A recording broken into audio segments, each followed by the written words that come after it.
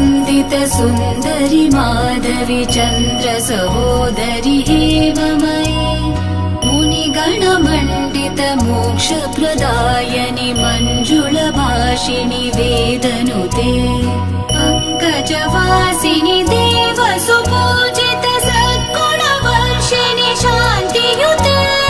जय जय हे मधुसूदन कामिनि आदिलक्ष्मि जय पालय माम् जय जय हे मधुसूदन कामिनि आदिलक्ष्मि जय पालय माम्